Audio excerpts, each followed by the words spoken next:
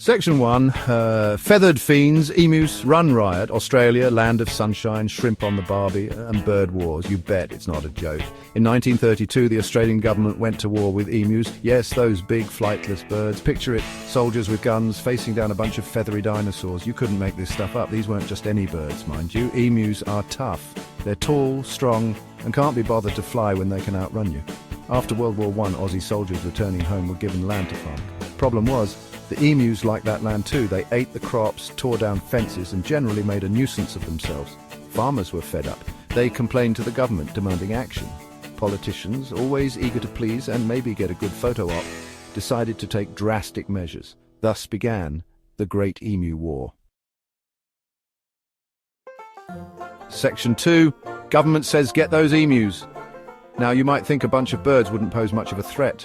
The Australian government, however, decided to go all out.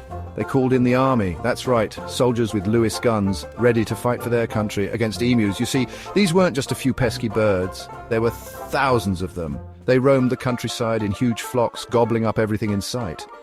The government figured what better way to deal with a feathered enemy than with a bit of good old-fashioned firepower. The plan was simple: find the emus, mow them down, easy peasy, right?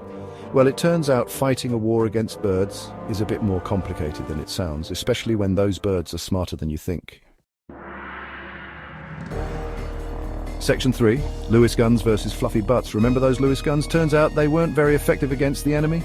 Emus are tough, their feathers are thick, and they can shrug off a bullet like it's nothing. Plus, they're fast.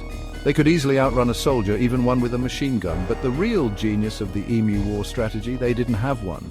The emus weren't organized into battalions or fighting in formation. They were just being birds, wandering around, eating, and generally not caring about the humans trying to shoot them. The soldiers would try to line up a shot, and the emus would scatter. It was chaos. The birds were winning without even trying. The soldiers, on the other hand, were starting to look a bit silly. Section 4. Emu, army outwits, outmaneuvers, outlasts. The Great Emu War was a disaster for the humans. They fired thousands of rounds, but only managed to kill a few hundred emus. The birds, meanwhile, continued to thrive.